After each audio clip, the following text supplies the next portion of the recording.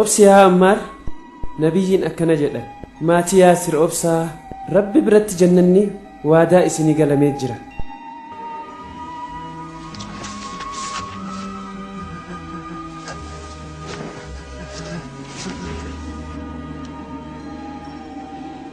kunoo nabiyyiin dhufanii jiru.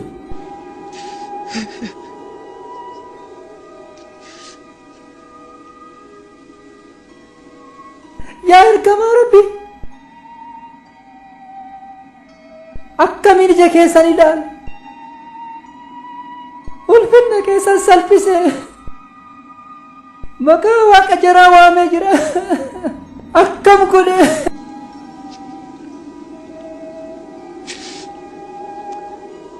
rukuttaan jara akka follaalu na taasise osoo iji kiyya ilaalu maatii kiyya gara jabeenya narraa ajjeesan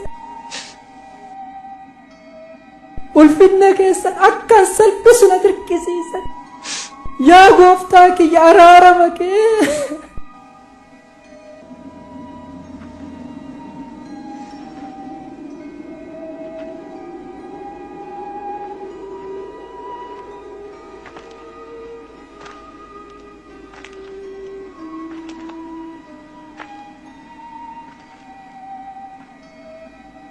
Ammaar maalo rabbii kee sodaadhu ergamaan rabbii waan sirra ga'een onneen isaanii tuqamee bada gadduu isaanii irraa kan ka'e ijji isaanii imimmaan hin jiidheera waan dirqamtee hojjetteef halatamaa miti rabbiin lubbuu namaa dandeettii isiitti ol hin dirqisiisu.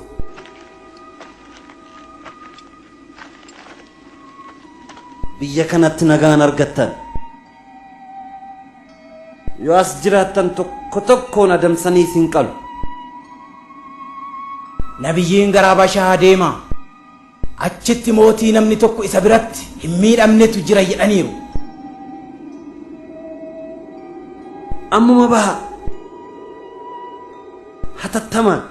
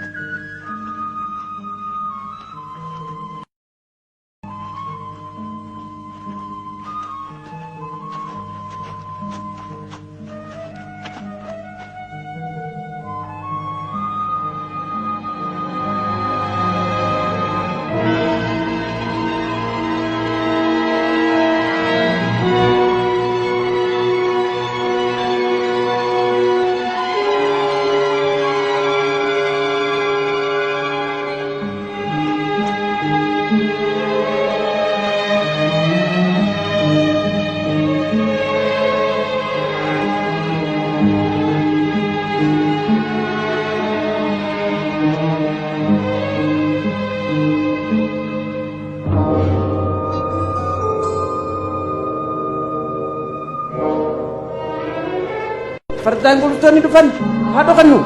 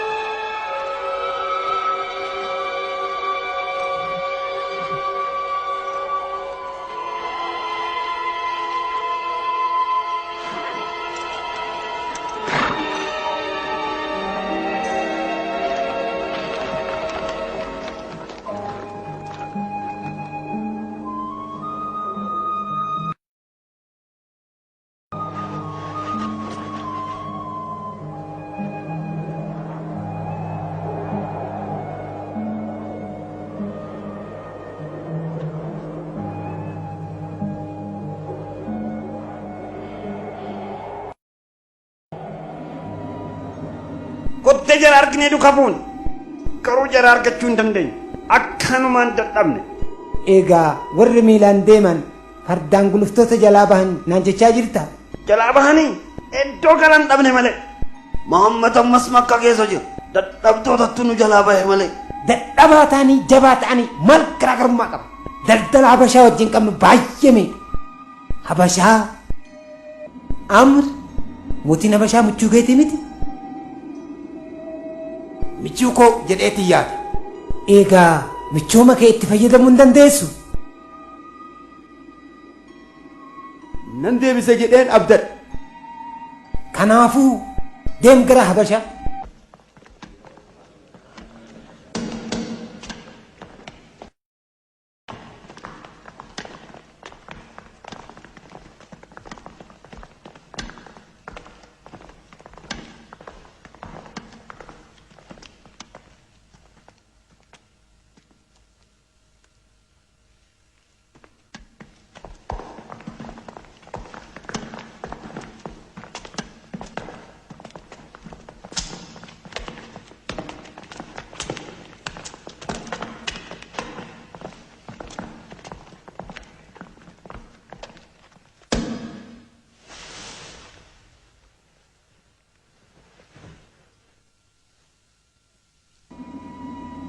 Dubbiin itti dhufuudhaan jiran mootiidhaaf salaatu didan. Nabiyyii keessaniif hin sagadanu. Rabbi tokkochaan malee eenyuufuu hin saganu. Muhammad ergamaa Rabbiif gabricha ta'uu isaa qofa kan nu barsiise. Ergamaa Rabbii raajii isaa akkamiin agarsiisetti Jaafar? Gara samiitti ol bahuu ni danda'a. Bishaan irra deemee jira. Dhukkubsataa fayyisee jira. Bal'aa ija banee jira. Du'a kaasee jira. Raajii isa akkamii agarsiisetti Jaafar? Jecha dhugaa ta'e nabiyyoonni Rabbiin bira ergamuu isaaniitiif akka mallattoo ta'uuf raajii qabachuun dirqama. Raajiin Muhammad Quraan. Gooftaaki wallaalaan tokko arraba isarraa baasee jecha Rabbiiti kan jedhu jecha dadhabaa kan ta'e. Yaa mootii wanta jedhan dhageesse ragaa kana caalu waan qaban sitti fakkaata. Garuu Rabbiin nabiyyoota hordoftoota isaanii qooqa adda addaatiin dubbisuu akka danda'anuuf qooqa kanaan dura dubbatanii kan hin beekne dubbachuu akka danda'an akka godhu nan beeka. Haa ta'u malee raajiin kun yeroo ammaa kana uumamuu isaanan shakka. Amma naga'u dhaga'ee jira. Ragaan keessan dadhabaadha.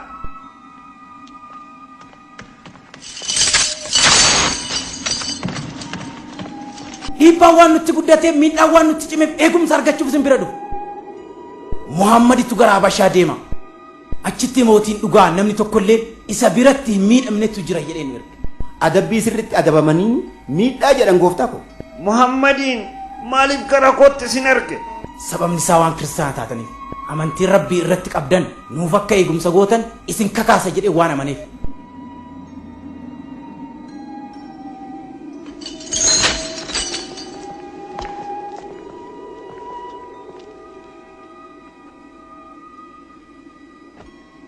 Yaa mootii nuti ummata wallaalaa turre. Aseelota harka keenyaa mukaaf dhagaarraa boc waaqeffanna turre. Du'aa nyaanna turre. Firoomsa kun mirga ollaa hirdhisna jabaan keenya dadhabaa miidha. Haala kana keessa otoo jirru Rabbiin nu keessaa nabiyyii sanyii isaa dhugaa dubbachuu isaaf amanamaa ta'uu isaa hubannee kan beeknu nu erge.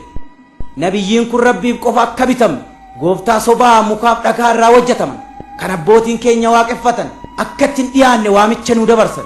Waaqtota keenya irratti soba dubbataa jiru. Nuti kan waaqeffannu dhagaa yookaan muka osoo hin ta'in hafuura jara gubbaa jiru isaan gara Rabbitti dhiyaatu. Hundumtuu warroottan aseelotaan amananii waan ati hubatte ni hubatan jechuun rakkisaadha. Amee amantiin keessan maalitti isin ajaja? Rabbi qofaaf akka bitamnu isarratti waa tokko akka yagatoomsin akka dhugaa dubban akka waadaa hin nyaanneef firummaa akka hiinu mirga ollaa akka hin hirdhisne sagaagalummaa akka raawwanneef lubbuu seeraan ala balleessuu irraa uf qusachuu nu barsiise. Qarshii ilmaan haadhaaf abbaan qabne nyaachuu irraaf maqaa dubartii sagaagalummaadhaan balleessuu irraa nu dhoowwa. dubartii qulqulluu. Amantiin keessan ammoo waa'ee dubartii maal jedha? Amantiin keenya saala lamaanuu qixxeetti ilaala. Mirga nu qabnu jarris ni qabu. Mirga jarri qabu nutis hin qabnu. Dubartiin ammoo mirga maali qabdi? Jara ni bin nu haa fayyadaniif huccuu fi nyaata isaan dandeenyan. Yoo ajajamuu didan ni gurgurraani.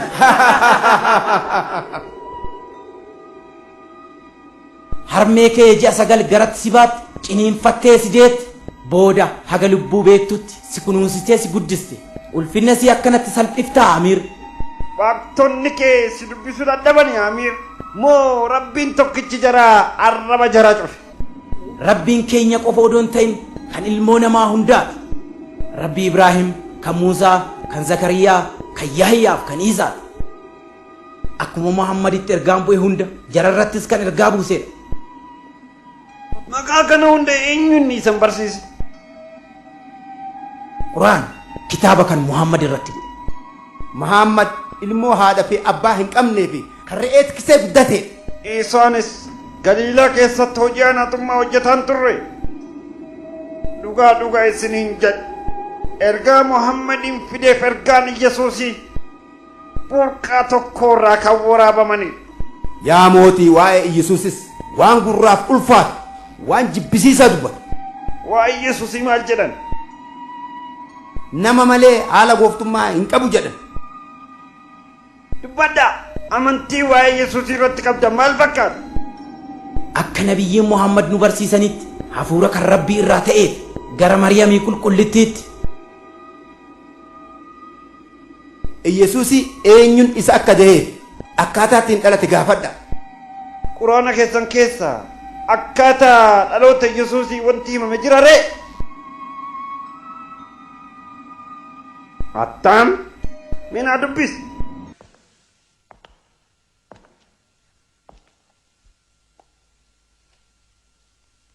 بسم الله الرحمن الرحيم واذكر في الكتاب مريم إذ انتبذت من أهلها مكانا شرقيا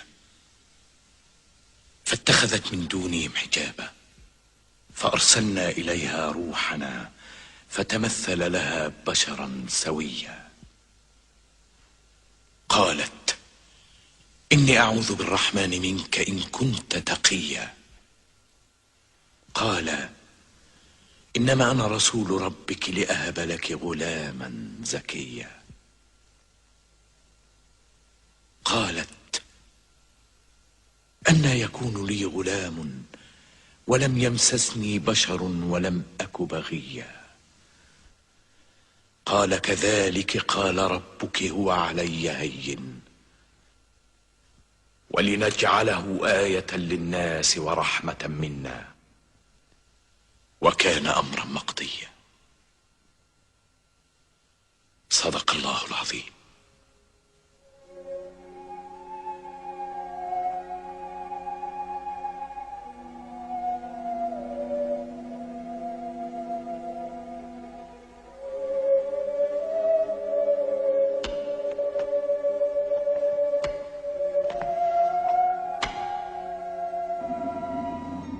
Amantii keenyaaf keessan gidduu hamma sarartii kanallee garaagarummaan hin jiru. Amr warqii tabba gahullee yoo naaf namootaan naga kan dabarseesiif hin kennu. Jaafar kanaan booda bilisa baatanii jiru. Gooftaan eeyyamee hanga biyya keessanitti deebitanutti